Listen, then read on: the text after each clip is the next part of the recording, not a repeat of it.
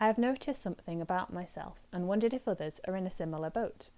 When COVID-19 lockdown was first put in place and leading up to it, I felt anxious, as I'm sure the world did.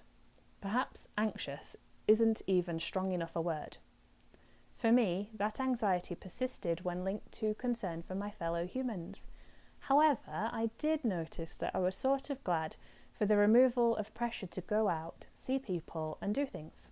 Sure, I miss my friends and family, but it was kind of nice to be required to stay home. I am extremely fortunate to have a beautiful, peaceful home with space and the support of my husband. I've recognised fully that home isn't a safe, happy space for many.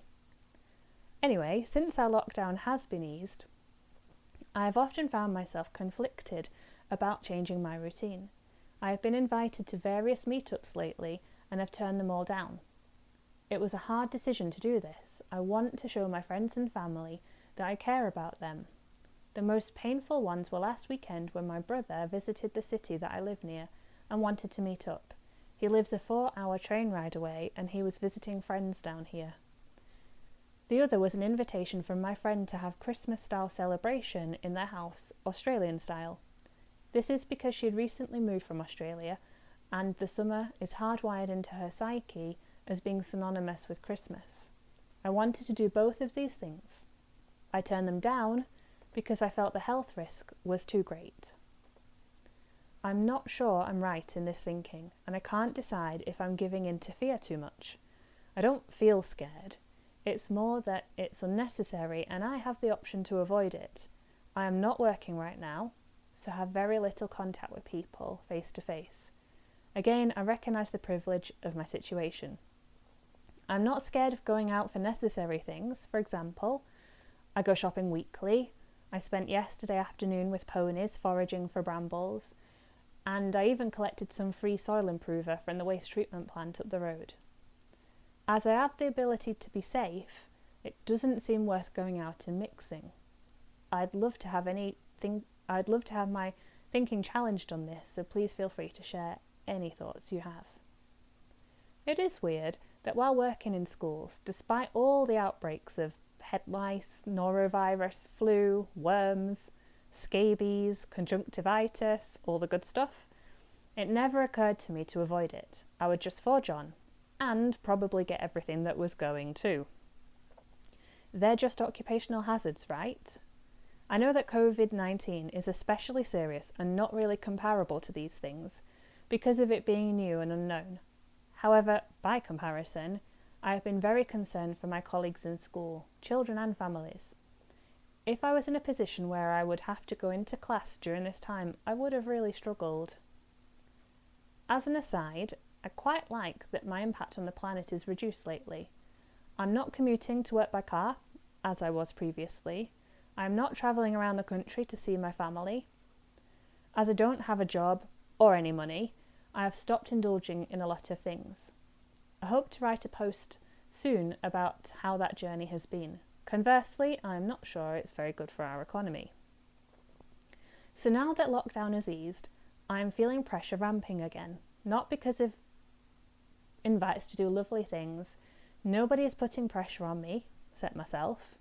Those little brain snakes of feeling like I need to contribute more, be busy, make a difference, be purposeful, are sneaking back in. For me, they're quite destructive. They cause me to get hung up on whether I am enough, whether I am worthwhile, and I can easily start to feel pointless again. There's also a strong sense of fear of missing out, especially missing out on spending time with people that I love, as that time is finite and likely to never be enough. I notice my self-destructive habits, which I'm sure we all have our own versions of, creeping back in. It's interesting when you transition out of work, how much you realise that it informs so much of our identity. This has been one of my motivations in starting my blog and YouTube channel and Instagram, to reform myself and spur on. When I feel like that, for me, I find there are two things that help me most. The first is the use of mindfulness techniques. I am not an expert in the field. A couple of years ago, I did a 10-week mindfulness course where I learnt the basics from an expert. It was an amazing thing to do, so helpful.